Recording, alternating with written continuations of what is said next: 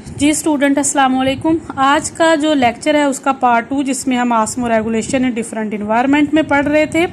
तो मैंने बताया है कि आस्मो कन्फार्मर तो हमारा एक ही जो है वो डेफिनेशन में ही ख़त्म हो गया, उसको हम आगे नहीं पढ़ रहे क्योंकि उनको ज़रूरत ही नहीं पड़ती। हम पढ़ रहे हैं आगे आस्मो रेगुलेशन को लेके चल रहे हैं, जो कि 3 इन्वायरमेंट में होती है, मैरीन में, फ्रेश वाटर में और टेरेस्ट्रियल में। फर्स्ट हम मैरीन की बात करते हैं। बेटा मैरीन इन्वायरमेंट एक ऐसा इन्वायरमेंट होता है जिसको हम समुद्री पानी कहते हैं और इसमें 97% जो होता है वो नमकियात होते हैं। तो most marine invertebrates are osmoconformer. जैसे ऊपर आस्मो कन्फार्मर में मैंने मैरीन इन्वर्टिब्रेट की एग्जांपल दी है, ये आस्मो कन्फार्मर होते हैं। जैसे है among the vertebrates hagfishes are isotonic with the surrounding sea water. समंदर के पानी में हैंग फिशेज जो होती हैं ये एक ऐसी फिश होती है जो कि आइसोटोनिक होती है। इसको जो है वो पानी बचाना, नमक बचाना किसी किस्म की कोई ज़रूरत नहीं पड़ती। Most cartilaginous fishes maintain lower internal salt concentration than that of sea water. समंदर के पानी में बहुत ज़्यादा साल्ट होता है तो अपनी बॉडी में ये कम साल्ट रखती हैं, ज़्यादा से ज़्यादा साल्ट बाहर फेंक देती हैं। ऐसी फिशेस को हम कहते हैं कार्टिलेजिनस फिशेस जो समंदर में मौजूद होती हैं। Their kidneys for osmoregulation excrete salts through gills and also possess salt excreting organs such as rectal gland. तो ऐसी फिशेस जो हैं उनके अंदर जो है एक रेक्टल ग्लैंड होती है। ये जो ग्लैंड होती है इसका काम होता है कि साल्ट को जिस्म से बाहर एक्सक्रीट करती है ताकि फ़िश के अंदर जो है वो साल्ट की मिकदार जो है वो बहुत ज़्यादा कम रहे। These employ active transport mechanism to remove salt against osmotic gradient. Some fishes have relatively low salts in body fluids but have rendered these hypertonic to that of sea water by retaining urea in adequate concentration. कुछ fishes जो होती हैं वो अपनी body में लो salt रखती हैं, इस खसूसियात के लिए उन्हें यूरिया को अपनी बॉडी के अंदर मेंटेन करना पड़ता है ताकि अंदर का माहौल जो है वो बाहर के माहौल के इक्वल हो जाए। चनाचे मैं आगे भी आपको पढ़ाऊंगी कि यूरिया एक नाइट्रोजनस वेस्ट है। यूरिया अगर टिश्यूज़ के अंदर होता है तो इसका सबसे बड़ा नुकसान या हार्म ये होता है कि ये इससे टिश्यूज़ गलना सड़ना शुरू हो जाती हैं। इससे बचने के लिए अल्लाह ताला ने इन फिशेज़ के अंदर हाई क्वांटिटी से की डैमेजिंग के से बचने के लिए एक और केमिकल रखा हुआ है जो कि टिश्यूज़ को मॉइस्ट करता है, यूरिया के ख़िलाफ़ काम करता है, यूरिया से प्रोटेक्ट करता है। इसका क्या नाम है? Trimethyl amine oxide. क्या नाम है इसका बेटा? Trimethyl amine oxide. ये वाला जो होता है ये टिश्यूज़ को यूरिया की जो हार्म्स होती हैं उनसे प्रोटेक्ट करता है। दूसरी एग्जाम्पल ये तो हमने कार्टिलेजिनस फिश के बारे में पढ़ा था। अब हम पढ़ते हैं बोनी फिशेस के बारे में। Bony fishes the descendants of fresh water ancestors. Bony fishes जो होती हैं इनके आबाओ अजदाद कहाँ पे रह रहे थे? फ्रेश वाटर में। फ्रेश वाटर हाइपोटोनिक इन्वायरमेंट था। इन मछलियों को हाइपोटोनिक इन्वायरमेंट में कोई प्रॉब्लम नहीं थी, लेकिन ये बाद में सैलाब के ज़रिए से या वैसे जो है वो समंदर के पानी में पहुँच गई।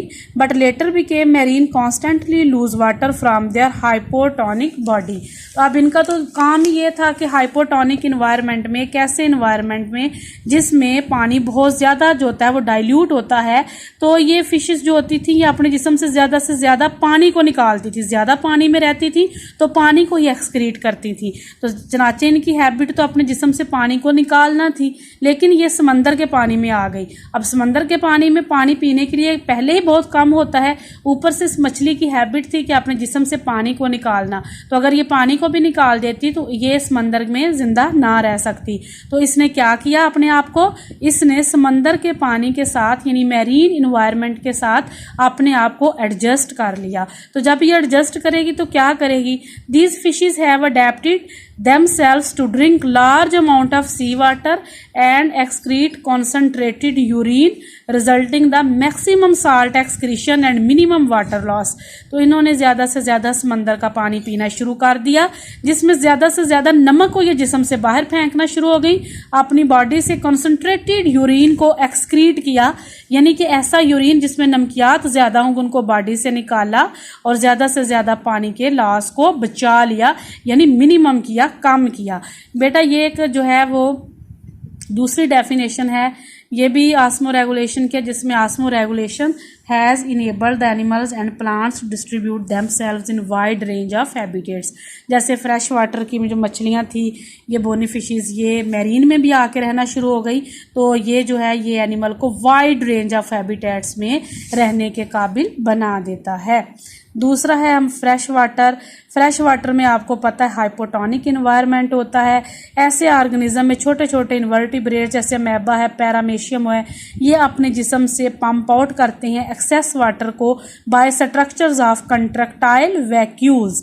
यानी ये जो होती है इनके अल्लाह ताला ने जिस्म में कंट्रक्टाइल वैक्यूल रखे होते हैं, जो पहले ये हाइपोटोनिक इन्वायरमेंट में होते हैं, तो ज़्यादा से ज़्यादा जिस चीज़ में ये होंगे ना उसको अपनी बॉडी से ज़्यादा बाहर निकालेंगे, तो ये पानी को ही अपने जिस्म से कंट्रक्टाइल वैक्यूल के जरिए से बाहर निकालेंगे।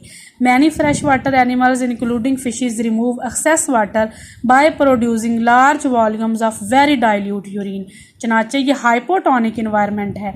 फ्रेश वाटर नदी नालों, जोड़ों, तालाबों का पानी है। यहाँ पर नमकियात 97% नहीं होते, वो मैरीन वाटर में होते हैं। तो ऐसे ऑर्गेनिज्म जो होते हैं जो फ्रेश वाटर में होते हैं, उनका प्रॉब्लम ये होता है कि ज़्यादा से ज़्यादा पानी ना जिस्म के अंदर रह जाए, वो मर ना जाए। पानी हल्का होता है ना, तो वो बाहर से जिस्म के अंदर चला जाता है।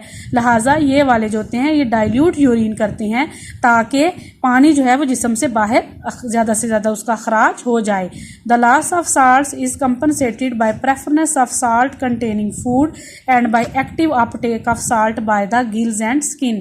तो इनका सबसे बड़ा प्रॉब्लम होता है कि जब ज़्यादा से ज़्यादा पानी को जिस्म से बाहर निकालेंगे तो पानी में कहीं साल्ट्स भी ना निकल जाएं, वाइटल साल्ट भी पानी के ज़रिए से जिस्म से ना निकल जाएं, जिसको पूरा करने के लिए ये एक्टिव अपटेक ऑफ साल्ट्स एक मैकेनिज्म है, या ऐसी खुराक खाते हैं जिसमें ज़्यादा से ज़्यादा नमकियात मौजूद होती हैं। नेक्स्ट है टेरेस्ट्रियल एनिमल्स। ऐसे एनिमल्स जो कि ज़मीन पर रहते हैं उनको हम टेरेस्ट्रियल एनिमल कहते हैं। The evaporative loss of water leading to dehydration is the major problem of terrestrial life. Anthropods and vertebrates have successfully adapted to terrestrial mode of life. Terrestrial animals are covered by a body surface which prevent loss of water as the waxy exoskeleton of insect and multi-layered dead keratinized skin cells of most terrestrial vertebrates. बेटा जी जो कि ज़मीन पर रहने वाले animal है उनको हम कहते हैं, इनमें आर्थ्रोपोड्स भी हैं, वर्टिब्रेट्स भी हैं। तो ये वाले जो हैं या हशरात जो होती हैं वो आपको पता है उनके जिस्म के ऊपर एक सख्त किस्म की लेयर होती है जिसको हम केराटिनाइज्ड स्किन लेयर कहते हैं, जो मल्टी लेयर्ड होती है, डेड स्किन होती है, ताकि हशरात वगैरह के जो ऊपर सख्त लेयर है वो उन्हें बचाती है, उन्हें प्रोटेक्ट करती हैं कि जिस्म का बहुत ज़्यादा वाटर जो है वो लॉस ना हो जाए। चनाचे गर्मियों में हमारे जिस्म से भी प्रेस्पिरेशन, पसीने की वजह से पानी ज़्यादा निकल जाता है, तो हम ज़्यादा से ज़्यादा पानी पीते हैं, अपने जिस्म को बाहर के माहौल के साथ अडेप्टेड करते हैं। इसलिए ये भी वो बता रहा है कि टेरेस्ट्रियल इन्वायरमेंट एक ऐसा इन्वायरमेंट है जहाँ कम से कम पानी होता है। Drinking and eating moist foods compensate the loss of water. यानी ज़्यादा से ज़्यादा जो हम पीते हैं या खाते हैं मॉइस्ट फूड को, ये हमारे पानी को निकलने का जो अमल होता है, खराज का लॉस होने का, उसको कंपनसेट करती है। These animals also have metabolic and behavioural adaptations. Some desert mammals, kangaroo rats survives without drinking water by feeding on seeds of desert plants containing more carbohydrates. सहराई जो कैंगरू रैट है ये ज़्यादा से ज़्यादा पानी पीता है। सहरा में पानी कम होता है, तो ये अगर पानी नहीं से मिलता तो ये कार्बोहाइड्रेट कंटेनिंग सीड खाता है, ऐसे सीड जिनमें कार्बोहाइड्रेट मौजूद होता है ताकि इसकी मेटाबॉलिज्म से इसको पानी मिल सके, which produce water for metabolism. Terrestrial animals produce concentrated urine in their kidneys and reabsorb most filter water in the process of excretion.